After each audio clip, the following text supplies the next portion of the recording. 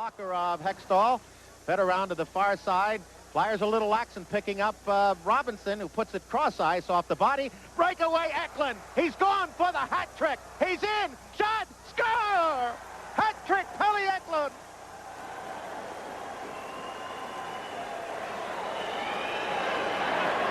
That for Philadelphia in their history is their 12th playoff hat trick, and the other one this year, Tim Kerr against the Islanders in the first game of that set.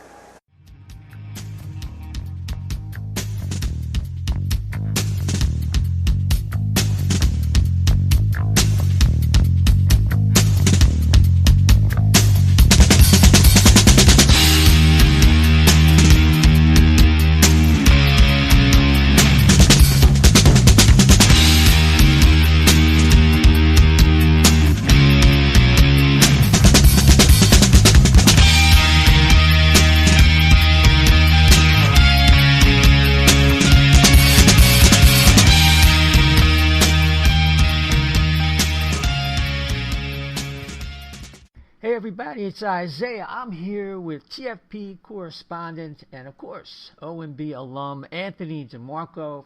Anthony, thanks for joining us today. My pleasure, my man. How's it going? All right, doing great. A lot of things going on right now in the NHL. It's very exciting. Just before we get into the Montreal Canadiens and what they did in their series versus the Penguins and what do you think they're going to do when they face off versus the Flyers. What's your general opinion of the NHL's presentation and how things have gone with the return to play and round-robin tourneys? There's really not much to dislike here. I think the NHL does an excellent job in terms of the on-screen presentation. I like the tarp look as opposed to the virtual fans. I think they've done a really good job by plugging in the artificial crowd noise. Sometimes a bit obnoxious, and you could tell it kind of stuck out like a sore thumb, but for the most part, I've really enjoyed it. And as for the on-ice results, it's been as wacky as can be. We referenced Montreal playing the Flyers as they knocked off the Penguins. You saw teams also like the Edmonton Oilers got ousted by the Chicago Blackhawks.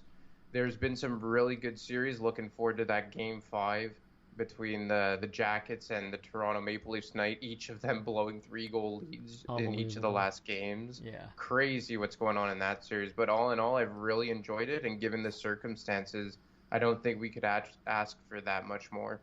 No, it's been a welcome respite from the madness in the world today. So I wanted to break down with you because you live in the province of Quebec and are very well versed in the goings-on with the Montreal Canadiens. They were a team that traded players before the deadline and maybe kind of were looking forward to get a chance to draft somebody like Alex Lafreniere. But they beat the Pittsburgh Penguins, what was it, in 4 games? Yep, 4 games. How'd they do that? What's working for them? Size it up for us.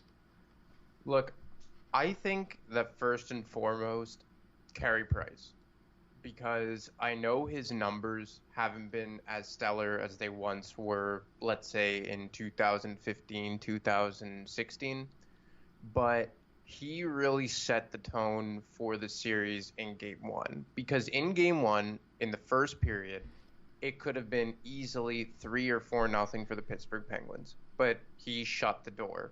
And as we know, momentum is a hell of a thing in hockey and something that a lot of stats can't, properly analyze. And another thing is that Matt Murray was less than average in the other net. And in the first 2 games specifically, and even Game 3 where he let in the goal that went right beside his ear from, it seemed like an impossible angle from Jeff Petrie in overtime. Right, yeah, so that. It happened way too often that the Penguins were just throwing everything at the kitchen sink at Carey Price.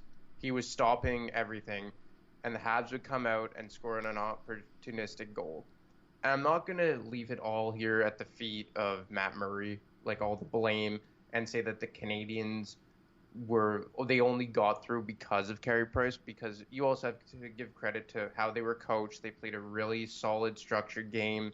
Their top 3 defensemen in Shea Weber, Jeff Petrie, and Ben Sherratt played hell of a series, both offensively and defensively. But at the end of the day, they won because they have a former Hart Trophy winner in the net. And for me, the buck stops with Carey Price in terms of how far this team can go. And we saw it in the qualifying round against the Penguins. Yeah, yeah, and they're getting also some real leadership and some solid play from Shea Weber, and that's a guy that many people didn't think would be a big factor at this stage of his career with the wear and tear he's had with the injuries, especially the last couple of years. Yet he leads the team in points. He's got 2 goals and 2 assists, and their defensive structure seems to really be in place, and they're running a couple lines here that are centered by some young players. Why don't you tell us about Nick Suzuki and Jesperi Kotkaniemi? Well, Nick Suzuki was acquired in the Max Pacioretty trade 2 years ago in the summer of 2018. He came from the Vegas Golden Knights with Tomas Tatar, who's on their top line right now, and a second-round pick. And at least in my mind, Suzuki instantly became their top forward prospect. Now, since then, they've drafted Cole Caulfield, and you can make the case that he's better. But Suzuki, for me, brought an offensive pedigree that their other prospects didn't have. Obviously, they have Ryan Poehling, who hasn't played in the playoffs thus far, but figures to be a nice prospect heading forward. You referenced Jesperi Kotkaniemi, who they drafted 3rd overall in 2018. But Suzuki has come in this year, and during the regular season was one of the few bright spots for the Montreal Canadiens. They've been a team that have long desired and needed legitimate centers for the long term. And he's a guy that came in after an impressive junior career and has seemed to given them a legitimate guy to move forward with as a potential first-line center. Very creative with the puck. We saw him pick quite a few corners on Matt Murray in the qualifying round. So I think he's a guy that the Canadiens have long needed, a creative offensive centerman. As for Jesperi Kotkaniemi, he's had his fair share of ups and downs. I think he kind of got rushed into the NHL a bit too early by the Canadiens brass. As an 18-year-old, he went down to the Laval Rocket this year after struggling for long stretches. He had an injury that figured to end his season before the season got paused, and obviously the return to play was organized and connected on. But Kotkaniemi, in my eyes, is more of a two-way guy. I still think he lacks a bit of that physical maturity. We've kind of seen that with Morgan Frost.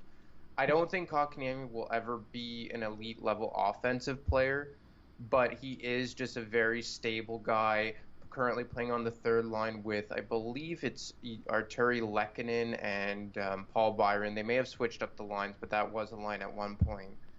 But what those two guys have done in Suzuki and Kotkaniemi have given them stability down the middle, and it's honestly pushed Max Domi to the 4th line that I never thought we'd see. And alongside Phil Danault, it's given the Canadiens the best 1-2-3 punch down the middle I've seen in quite some time. Yeah.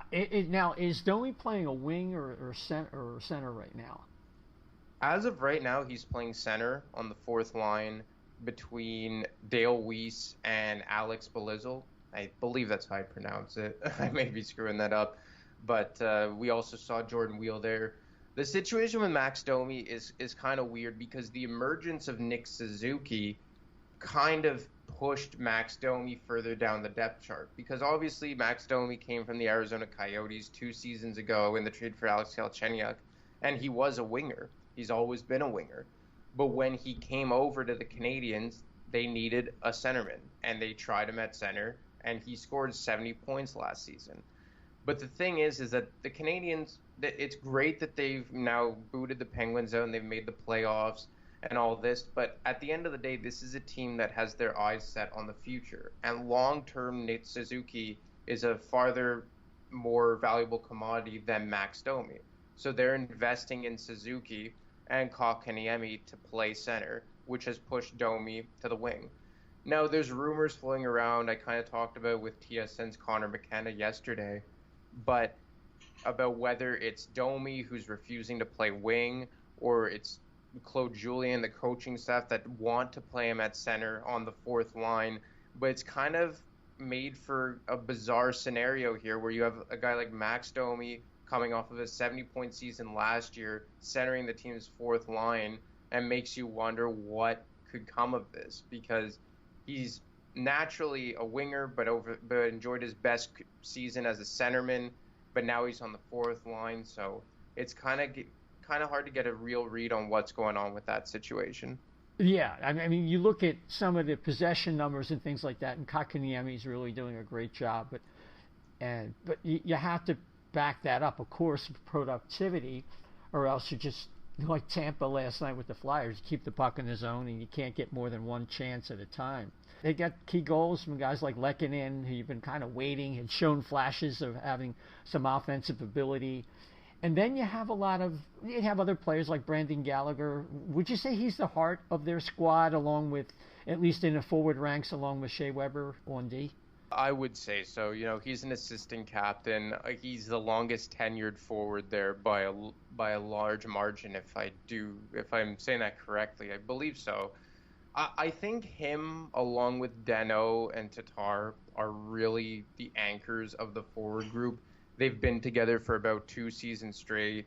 They have really good puck possession numbers. They're kind of like a shutdown line / first line. They kind of do it all. I think in an ideal world, that's a very good second line. Obviously, the Canadiens aren't exactly blessed with a wealth of talent offensively. Gallagher has lost a step, I think, as opposed to what he was playing at a few years back. He plays a hard game. He's not an overly big guy, but he goes to the dirty areas. But yeah, it's very fair to say that he is the engine that drives that offensive group, and emotionally alongside Shea Weber.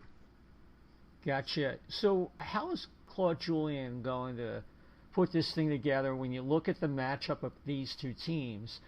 Is this a special teams advantage for anybody? 5-on-5, it seems like the Flyers certainly have more depth, can roll lines, and can match better quality up and down the lineup. And the Flyers, if everything holds true to form, should win this series. But one thing that does concern me is the Canadiens' ability to skate fast, play fast, and stick with their positioning and overall commitment to team defense. Look, that is, like, the Canadiens are a team that are going to beat you with their speed, and they're not going to give up a lot of chances.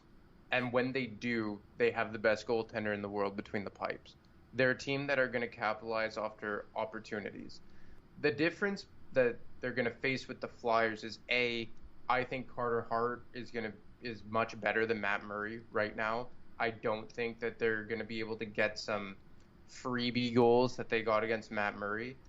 And another thing, I think the Flyers' defense is significantly better than the Pittsburgh Penguins. Like that pairing of Justin Schultz and Jack Johnson was really poor against the Penguins. Disaster, yeah. Against the Habs, but yeah, they were a disaster. And I think, especially if Ghost plays the way he did last night, it's not going to be easy to score on the Flyers, because that third pairing of Shane Gostisbehere and Justin Braun, you could make the argument that that's one of the best third pairings in the entire NHL, especially, like I said, if Ghost plays that way.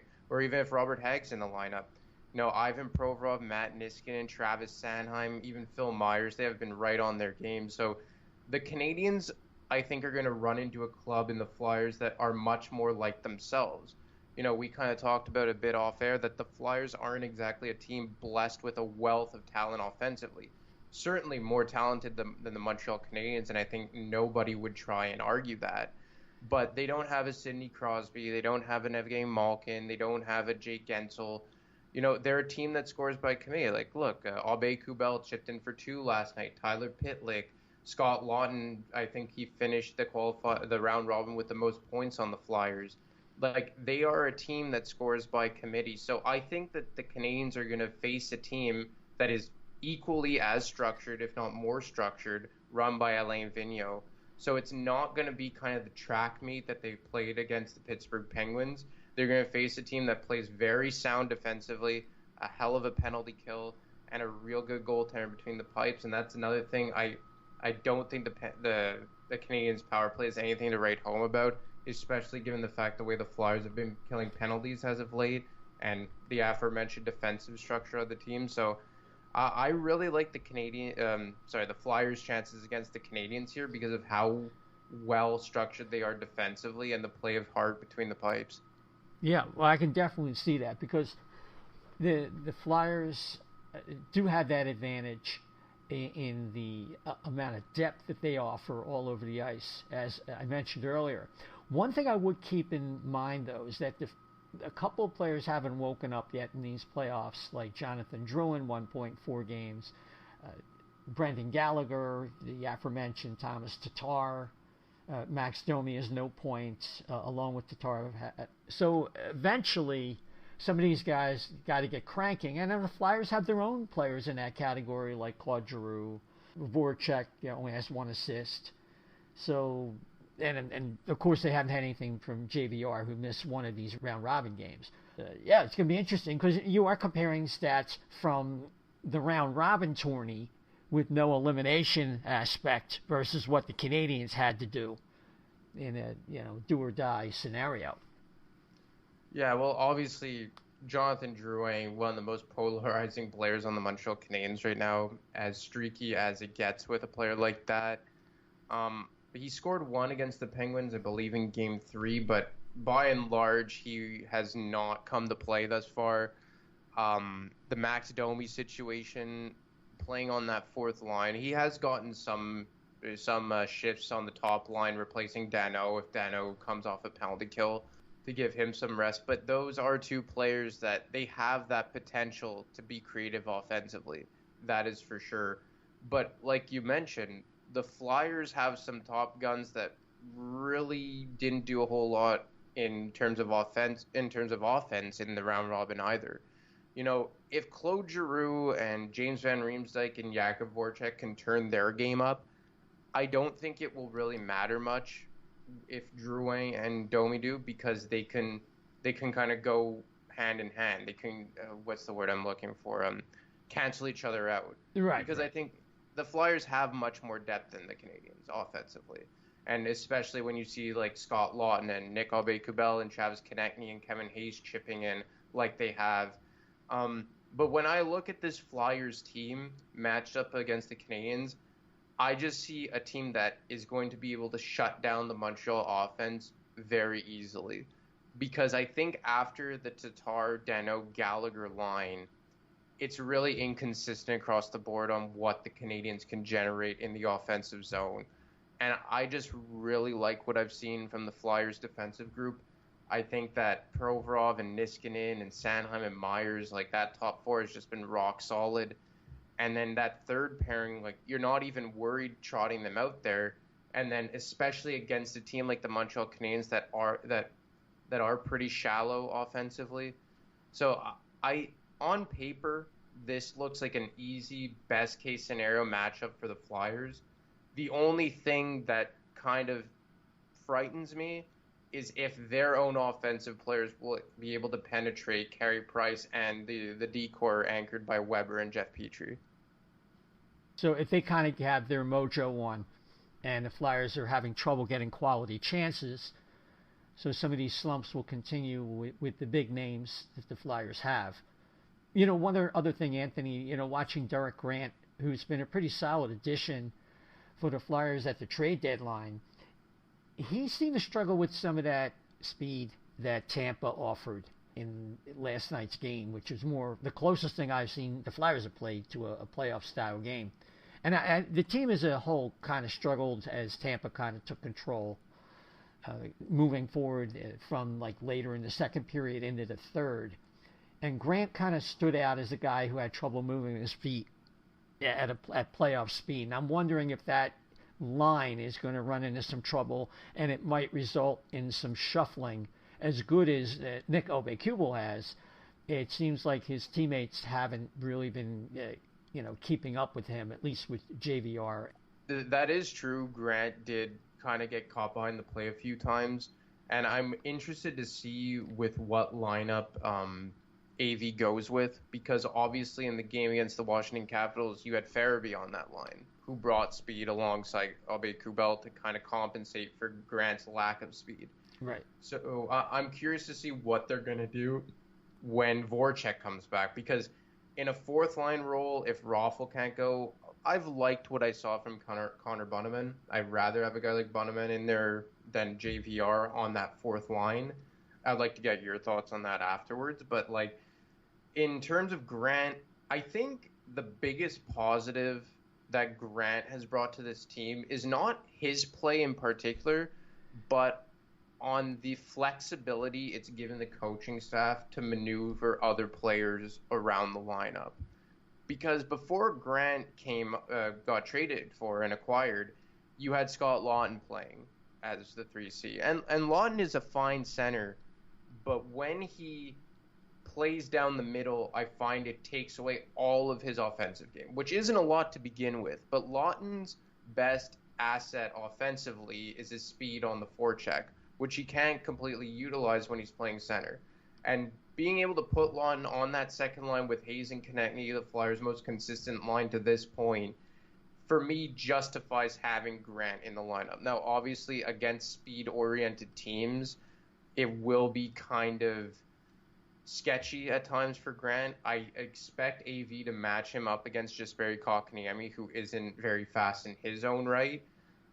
So I think they're going to try and keep him away from the Dano line or the line that has Jonathan Drouin and Nick Suzuki on it, two lines that are very speed-oriented, especially down the middle with Suzuki and Dano. So I think as long as they keep him matched up against Kotkaniemi's line for the most part, they'll be okay. But it is something to look out for, especially after the game he had against the Tampa Bay Lightning. Yeah, I think that's something that we're going to be looking at. And, you know, I wasn't the biggest Nate Thompson fan, but he has shown pretty well so far with these round-robin games. And you could see some of the playoff aspects of his game, the physicality, the speed that he has, still even as a veteran in his 30s. So I guess it's that time that we wrap up, Anthony, and I'm going to ask you for a prediction, and B, maybe a storyline that will emerge. I'm gonna say the Flyers in 5. I really think that the Flyers are going to shut down Montreal's offense or lack thereof. I don't think that the Montreal Canadiens will be able to be as opportunistic as they were against the Pittsburgh Penguins because of how deep the Flyers' defensive group is and how well Carter Hart is playing in comparison to how Matt Murray was. And I think it's going to be tight games, structured games, not a lot of room out there. I don't expect the Flyers to blow them out in any stretch because of Weber, Sherratt, Petrie, and especially Carey Price between the pipes. But I think at the end of the day, the Flyers will make relatively short work of the Montreal Canadiens in a tightly checked defensive series in 5 games. Okay, I can definitely see that. What about the undercurrent of Carter Hart facing his idol? That's going to be cool to watch. You know, I think we don't get to see this a lot, but the comparisons are there between Hart and Carey Price. And obviously, it was his idol growing up. I think they're just two cool, calm, and collected goalies. I still give the edge to Carey Price just because of the pedigree and, you know, the playoff experience and what have you. But I don't think that it's going to be as big as an advantage for the Canadiens as it was against the Pittsburgh Penguins, just because I've really liked what I saw about seen from Carter Hart to this point. And I'm not going to lie, heading into this round robin and I guess into these playoffs, Hart was one of my question marks because he was maybe not inconsistent, but maybe that's not the right word, but there were times during the regular season where he wasn't exactly good.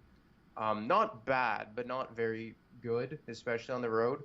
But from what I've seen from him so far, he's, you know, maybe not elite level goaltending, but he's been just rock solid between the pipes. So, yeah, it's going to be cool to see Hart go against his childhood hero, that's for sure. Yeah, absolutely. Anthony, thanks for doing this. Where can people catch up with you on Twitter and on the podcast network? You can follow me on Twitter at @ADemarco25. Obviously, I write for the Fourth Period, so check that out. And I do a show with other OMB alumni, Dan, the Flyer fan, on Brotherly Pod, so check that out. And thanks for having me on again. I really appreciate it, and we'll talk soon for sure. Absolutely. Down the road, we will definitely talk in the future. Thanks again, Anthony. Take care. You too. You too.